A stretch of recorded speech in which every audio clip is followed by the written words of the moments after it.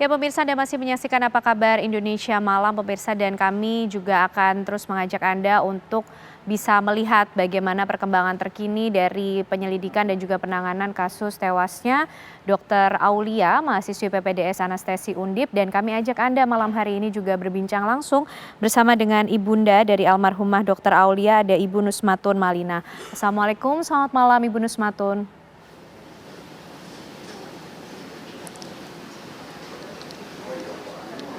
Selamat malam. Waalaikumsalam. Bu Nusmatun, tentu pertama-tama kami... Waalaikumsalam warahmatullahi wabarakatuh. Ya, Bu Nusmatun, pertama-tama kami tentu ikut terus mendoakan dan mengucapkan belasungkawa atas kepergian dari almarhumah Dr. Aulia. Bu Nusmatun, bila memang kemudian berkenan untuk bercerita, ketika kemudian masa-masa pendidikan almarhumah Dr. Aulia ini di PPDS Anestesi Undip, apa saja kemudian kerisauan ataupun kegelisahan yang mungkin sempat disampaikan kepada Ibu?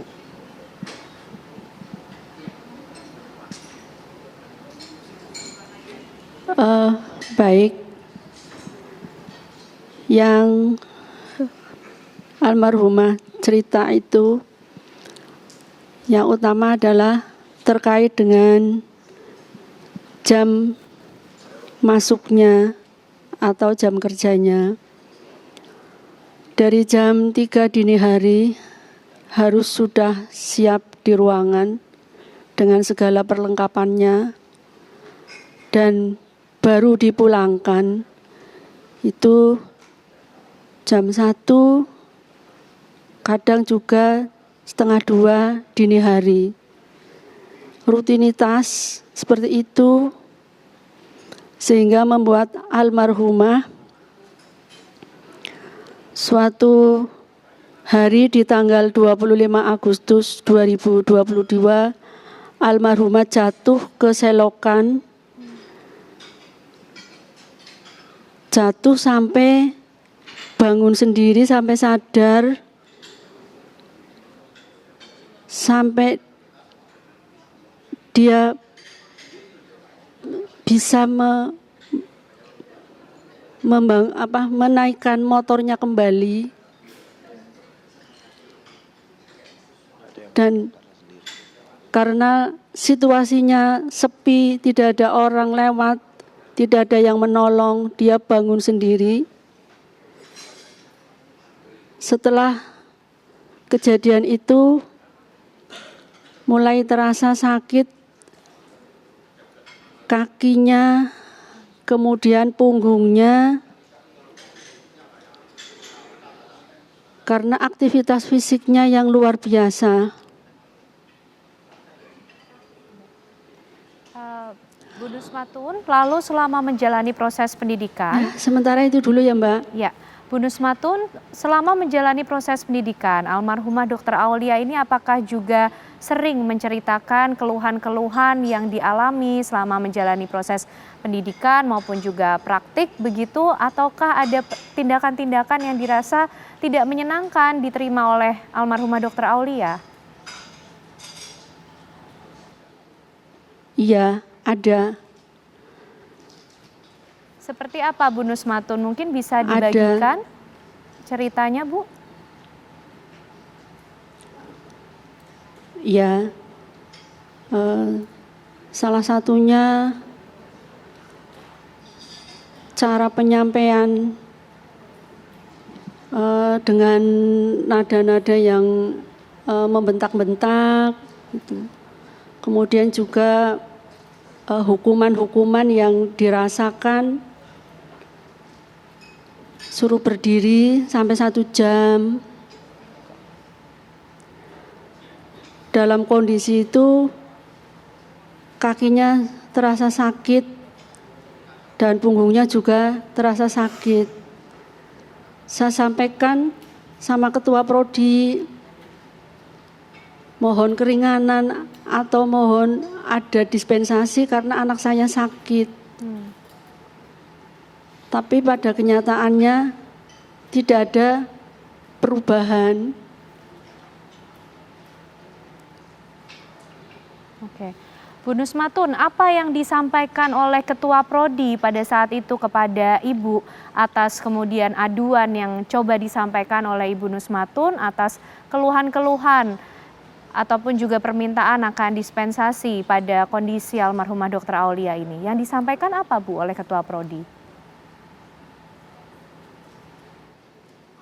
Ya, disampaikan bahwa itu untuk melatih mental harus dilalui tahapan-tahapan itu supaya mentalnya nanti akan berhadapan dengan berbagai pasien biar mentalnya kuat.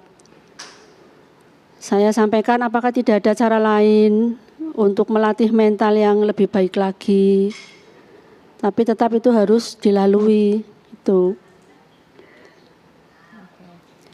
Sampai membagi makanan pun juga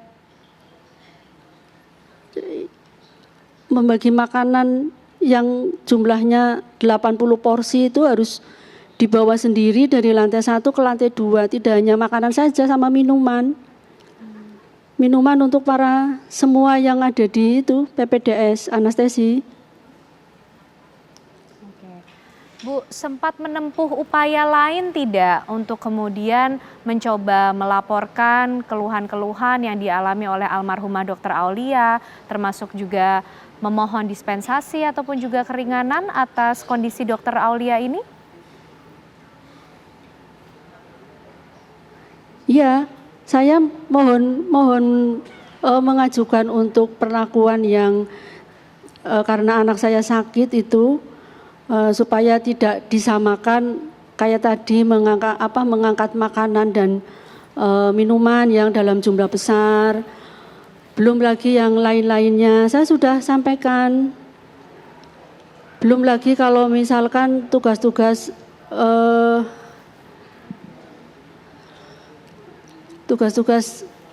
jurnal yang seharusnya dikerjakan itu senior tapi diberikan kepada almarhumah dengan caranya almarhumah.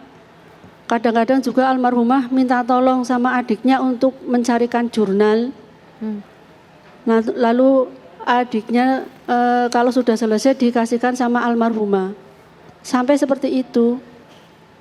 Oke. Sampai seperti itu caranya almarhumah Dr. Aulia untuk mencoba meminta bantuan begitu ya, Bu.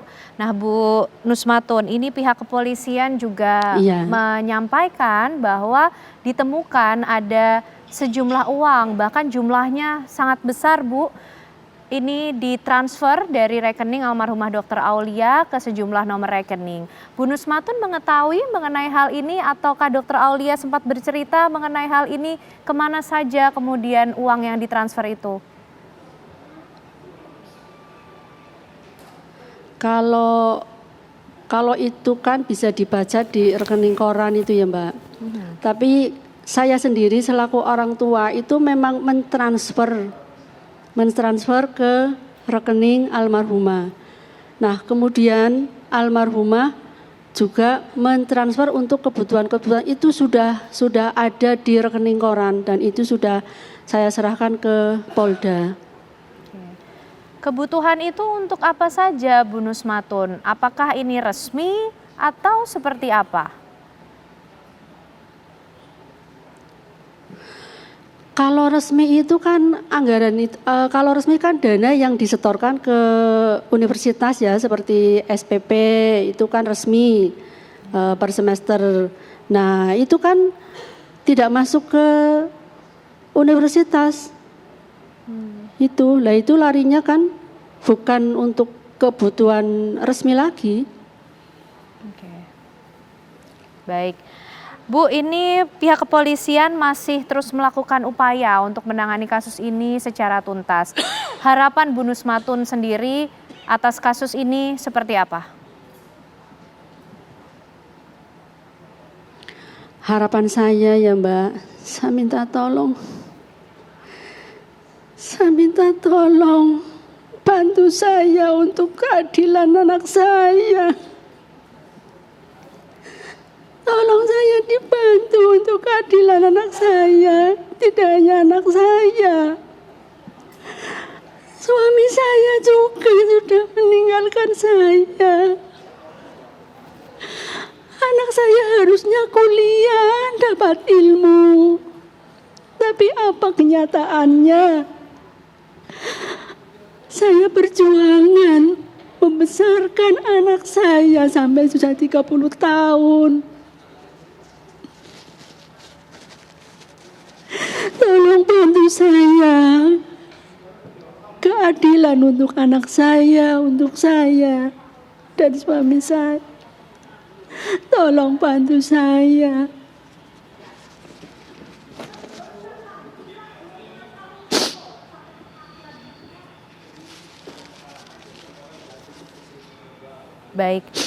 Baik Ibu Nusmatun Malina, ibunda dari almarhum Dr. Aulia, terima kasih malam hari ini sudah berkenan untuk berbagi cerita bersama kami di Apa Kabar Indonesia Malam. Tentu doa dan keprihatinan serta harapan yang sama turut kami kirimkan untuk penanganan kasus dari tewasnya almarhumah Dr. Aulia. Duka kami mendalam untuk Dr. Aulia dan juga keluarga senantiasa diberikan kekuatan. Terima kasih Bu Nusmatun malam hari ini. Assalamualaikum. Waalaikumsalam warahmatullahi wabarakatuh.